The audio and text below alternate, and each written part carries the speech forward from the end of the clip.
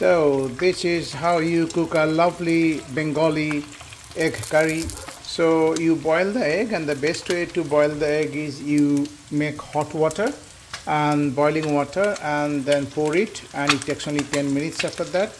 And you have to shock the egg, and by pouring cold water, so drain the hot water, pour extremely cold water, and then immediately the egg shrink, and it is much easier to separate from the shell.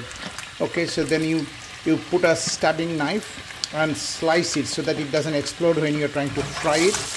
And I'm frying just with some turmeric and salt. Done the same stuff with the potatoes, which will go into this. And this is the main magic ingredient, the sauce, which is tomato paste, which is freshly made. If you want to learn how to cook tasty Indian food, you need to buy a small blender. So onion and tomato, I made a puree, and I fried it with some spice. My spice is green chili, red chili, bay leaf, and I have put ginger garlic paste as well, freshly made again, and 2 cloves and 1 what is that, cardamom pod. That's it. And now I'm going to put this hot water into this. So now that the water is more or less hot, I'm going to put it. We call this dimet jhol. Jhol means a loose curry, meaning the water will be a significant portion, so that you can put it into your rice. You can dip your chapati roti into it.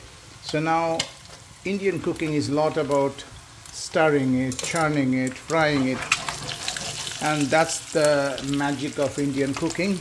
So when I say Bengali version, I come from West Bengal, which along with the East Bengal, which is now called Bangladesh, was all part of a huge India. After partition, the East Bengal has become Bangladesh, and India was pivotal to help Bangladesh to become independent. And that was a long story, because when India was partitioned, the East Bengal and also the West Punjab went to Pakistan. But then the East Bengal, whose culture and language and everything is so different from West Punjab, they wanted to separate from Pakistan, but Pakistan won't allow that. And then finally, with the help of the freedom fighters from Bangladesh and supported by Indian Army, Bangladesh achieved freedom.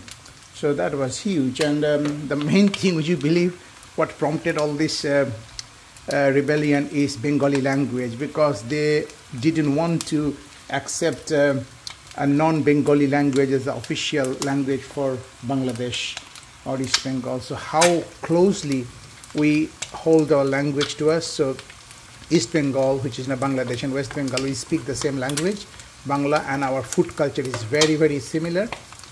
So that's why I'm calling this a Bengali, but I'm not.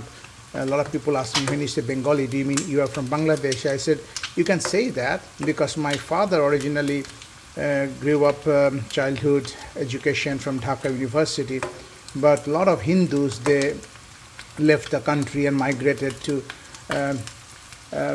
India, West Bengal, where I live, because of this fear of communal riot, which really happened a lot back then.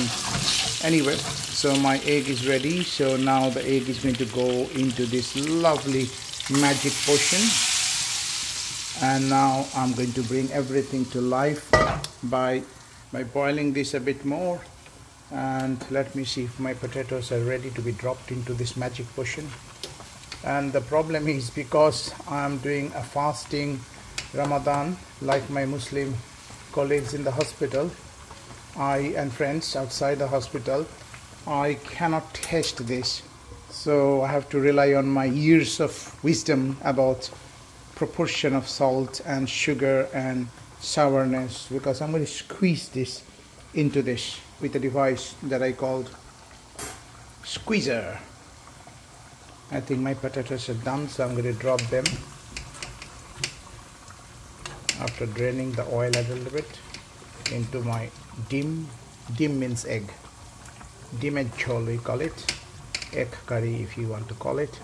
Now I deliberately kept the skin on the potatoes in, because As you know, potato is a very high carb, white carb, not good if you eat it regularly. But unfortunately, most Indians do. So to limit the damage by potatoes and carbohydrate, I'm keeping the fibers in, because when you eat a carb with a lot of fibers, you actually, the absorption of the carb, and as a result increase in the insulin and blood sugar level will be quite slow, rather than a dramatic rise, which body doesn't like any drama, as you know. Or you can adapt with a slow rise but not a dramatic rise. This is called glycemic index. So same calorie, but one food will raise your blood sugar rather quickly, that means high glycemic index, and the other one a low glycemic index. So that's all added now. Now it's just a matter of time. Just before taking it down, I'm going to squeeze half of a lime and some coriander leaves and garam masala. So far the masalas inside is cinnamon stick, cumin, coriander, turmeric, red chili powder, clove, cardamom, bay leaf, just a little bit of garam masala. And who knows what is in garam masala? Very few, even Bengali, can tell me what garam masala is made up of. It's multiple spice. Google it up. There is a difference in opinion what actually consists of garam masala, or garam masala consists of what are the spices. But some bit there is a consensus, some extra bits is kind of, you can call it Shahi garam masala versus a day-to-day garam masala.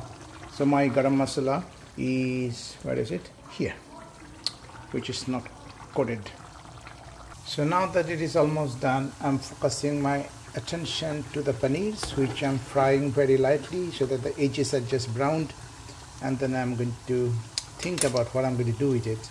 And now is the time I'm going to take a scissor and chop a little bit into the egg curry to give it a different flavor, and finally squeeze the juice just before taking it off the heat. But before that, I must not forget to sprinkle a little bit of a pinch of garam masala.